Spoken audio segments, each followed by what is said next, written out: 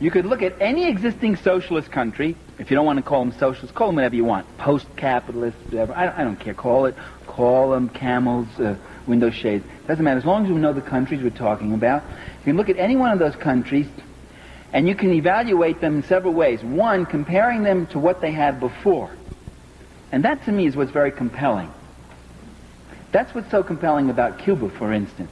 When I was in Cuba, I was up in the Escambray, which is like the Appalachia of Cuba, very rugged mountains. The poor people, very poor they were. And I said to this campesino, I said, "Do you like Fidel?" And he said, "Sí, sí, with all our souls." I remember his gesture, with all our souls. I said, "Why?" And he pointed to this clinic right up there on the hill, which we had visited. He said, "Look at that." He said, "Before the revolution, we never saw a doctor. If someone was seriously ill, it would take 20 people to carry that person, because you'd go day and night. It would take 2 days to get to the hospital. First, because it was far away, and second, because you couldn't go straight. You couldn't cross the latifundio lands. The boss would kill you, so you had to go like this. And often when we got to the hospital, the person might be dead by the time we got there.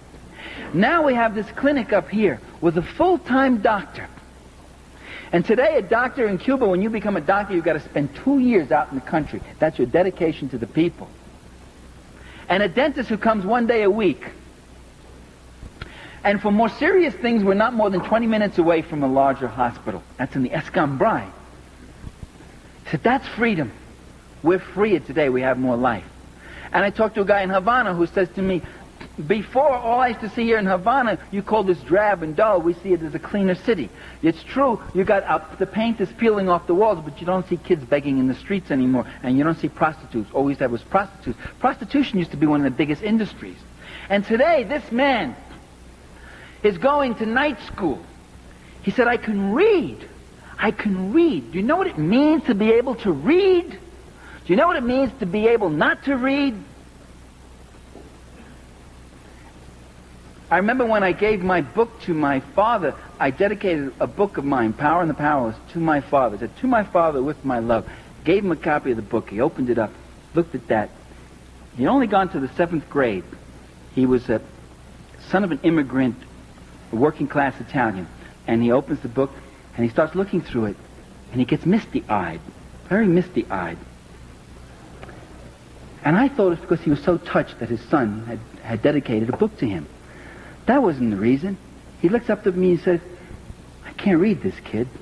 I said, "That's okay, Dad. Neither can the students. I mean, that's not something. I mean, don't worry about that. I wrote it for you. I mean, it's your book, and you don't have to read it. You know, it's a very complicated book, an academic book." He says, "Yeah, I can't read this book." And the defeat that man felt.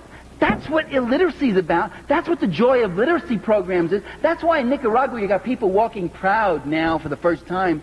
They were animals before. They weren't allowed to read. They weren't taught to read. So you compare a country to what it came from, with all its imperfections, and those who demand instant perfection.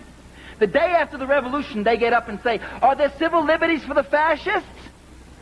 Are they going to be allowed to have their newspapers and their radio program? Are they going to be able to keep all their farms?"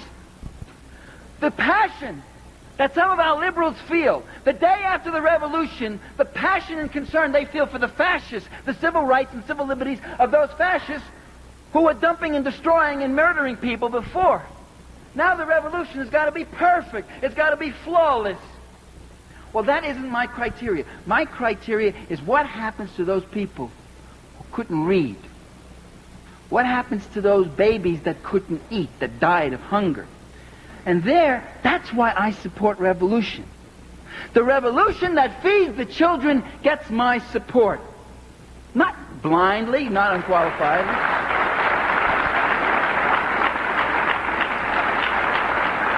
And the Reaganite government that tries to stop that kind of process, that tries to keep those people in poverty and illiteracy and hunger, that gets my undiluted animosity and opposition.